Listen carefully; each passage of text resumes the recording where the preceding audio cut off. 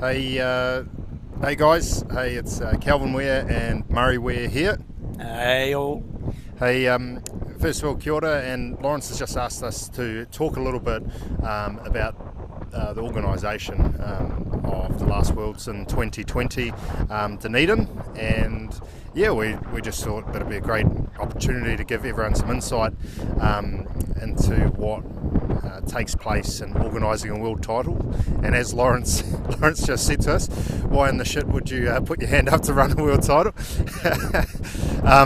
But first of all, I'll just sort of start by giving a bit of time frame around just the whole event from sort of start to finish. So I guess we sort of started looking at in 2017 after the Spanish, probably a little bit earlier, I think, maybe the year before we'd sort of hinted at hosting the world titles, and by 2017, before we got to Spain for the world titles there, we'd sort of put in a bit of a proposal for what we wanted to do for the world titles. Now, in the past we had hosted two previous world titles, one in 1999 and one in 2009, and both those locations had been in Taranaki and in Opunaki, and we wanted to try something different and go down to Dunedin, which is very cold water but has some very outstanding waves. So the whole process of getting the event from sort of the first conception of thinking about doing another world titles to the actual event was probably a good 4 years, from the initial draft proposal, what we put forward, to then actually having the event run.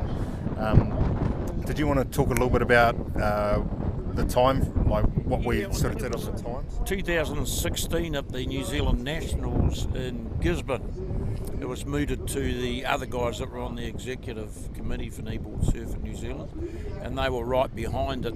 And the big thing this time too, we wanted to take it to other kneeboarders, not just in Opunaki, and there'd been a core of kneeboarders in the South Island down at Dunedin For a long time, and we had people on the ground down there and a well set up board riders club that could assist us with running it. And we contacted Greg Bell, who'd spent a bit of time in South Africa surfing, hadn't he? And he's been 7 or 8 time New Zealand national champ and very passionate about the sport as well. Yeah, and Malcolm, and they had links into the organisations that you need to run them, like the council and the board riders who've got the infrastructure there already, and Surfing New Zealand were right behind us because they've run a lot of events in Dunedin. So from there, it was on. And we advised the world in 2017. Our proposal went into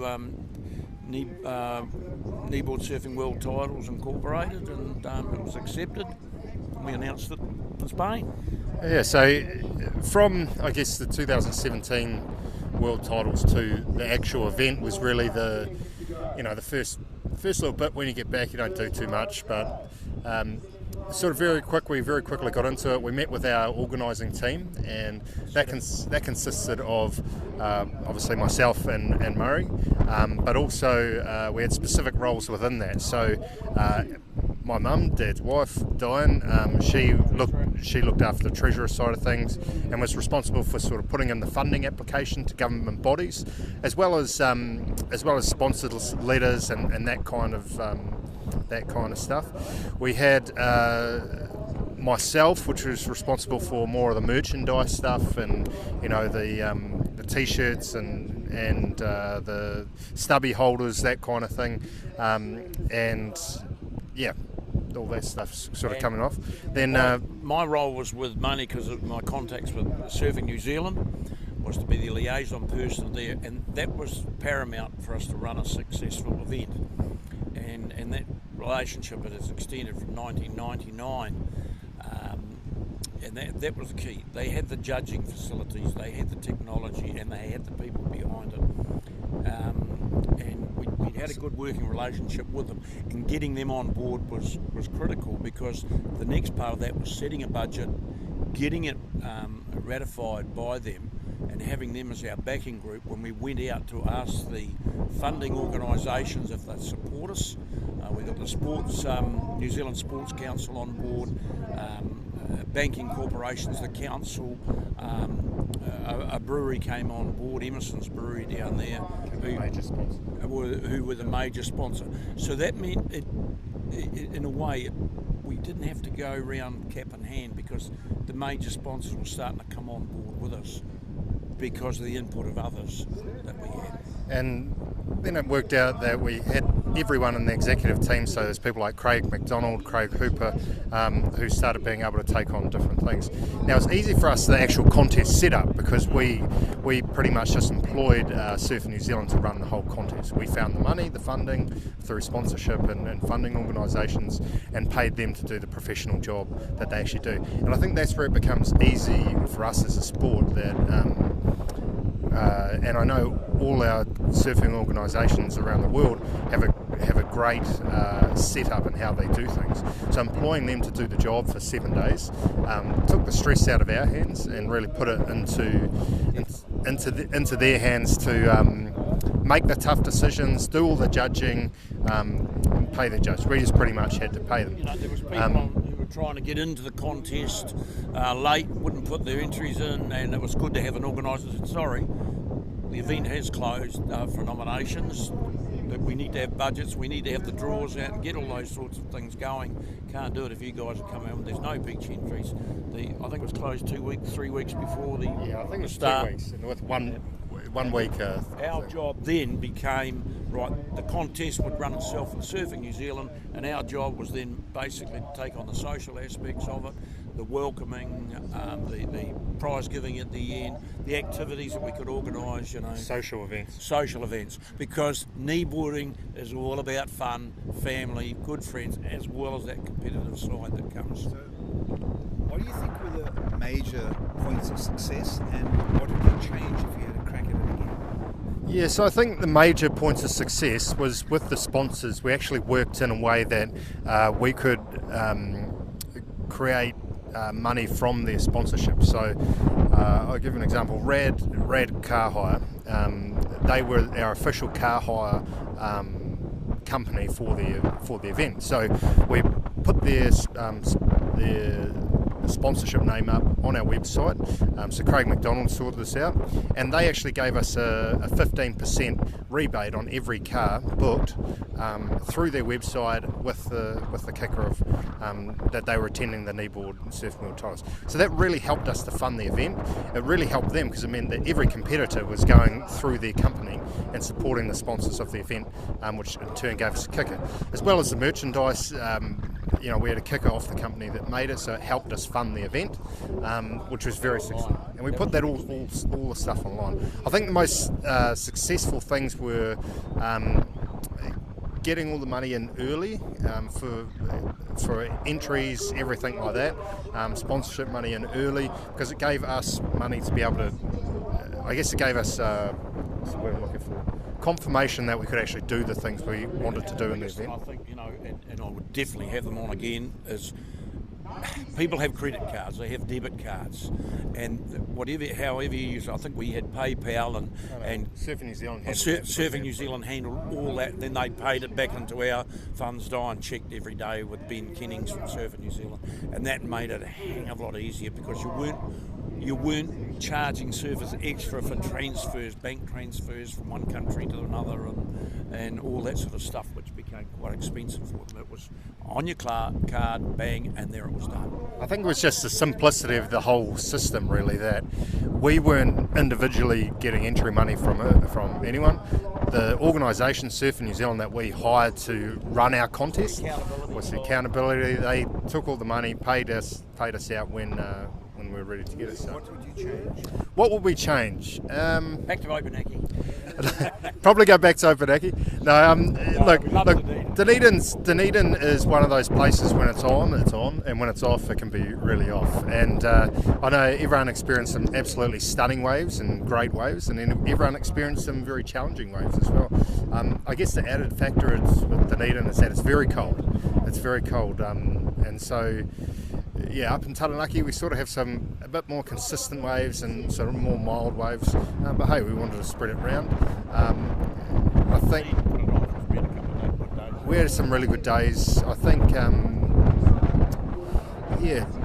draw cards for the event. I don't know what else we could change Any here. funny or strange events? Anything funny that kind of background story? So I think one thing that worked really well was I hosted a forum night with surfers and shapers. So what we had was some surfers up. So we had Gigs jump up. He was one of the surfers that spoke about world titles and what he's doing now with the WSL and everything like that. But we also had Shane talk about his surfing, and also had Liam Torrens talk a little bit about winning the World Junior title in Spain, and then also Michael Novikov, who talked about being the first Kneeboard World Champion and everything like that. But it was quite good. And I'll tell you what, and then we had some shapers up, Gib Parksy and Kenny up there, and Craig McDonald, and Cameron a new sort of shaper. But the funniest thing was, geez, they were shitting themselves. Bunch of Nelos talking amongst Nelos. Public speak. Hey, everyone talks it up. Oh, this and that when we're in the community. But I tell you what, half of them were absolutely packing themselves about getting up there and talking about it. And it was just such a good event. And Kelvin fed the questions to them, and then it just generated from there. And I think one of the things we'd probably include next time would be that historical event, right? Who's got an old Crozier board or George Greenhow board? Can you talk about it? And talk of what you've got in your cupboards and things like that, and also possibly, I think, a portrait of because the resources that you've got to run these things is right there in front of you.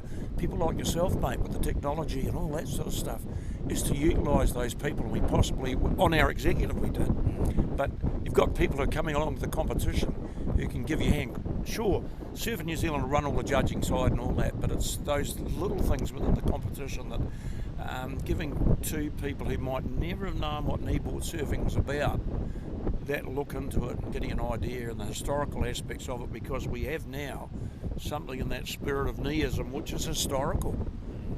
We're not just, because we go way back, and I think we'd look at that more with a profile. Yeah, and I think one of the challenges was we probably needed one or two more people to handle stuff like social media, or potentially maybe able to employ someone else to stream and get the event live. That was one of the hardest things, because we looked at having a streaming organisation, but it was going to cost us $50,000 just to get the streaming organisation. So it was becoming too much to pay the judges and then pay the extra guys to do something else. And no one really knew but could work it out, but no one really wanted to stick their hands up for just filming the whole event. If you had some link into the South African Rugby Union, because you guys have screens in just about every, but if they can run that truck that has on it, and get it to the event, that'd be unreal. Why not just have it? The thing is, the ability to stream and ability to live feed and that has advanced so much since you guys did it, that it was difficult then. It's becoming easier, and in future we need to see where we have the heats, the waves screened on a TV with feed, with editing live. It's where we have to go, and I'm sure we will be able to. Any last comments? Yeah, and can I just say a comment from me? The event was fantastic. We had I can't fault it. I think the waves were good enough, and sometimes they were excellent. What an event! And so I think you guys got a lot to be proud of. It was absolutely fantastic. Had fun with it and enjoyed. Oh, dude! And you showed us, and we showed you. You showed us your country, and that's also part of it. Wonderful. Thank you, guys. Any pointing comment from you? I just completely agree. That for the sport to go to that next level, it's got to be viewed by more people. Obviously, we know what we have, and we absolutely love it.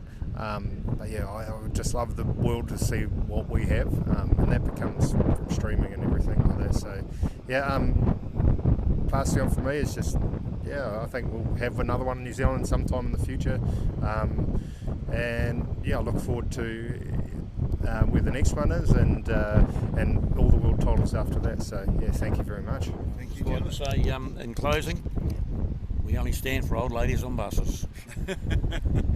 Thank you very much, John. Really Thanks. enjoyed it. Thank you. Appreciate it. Thank you.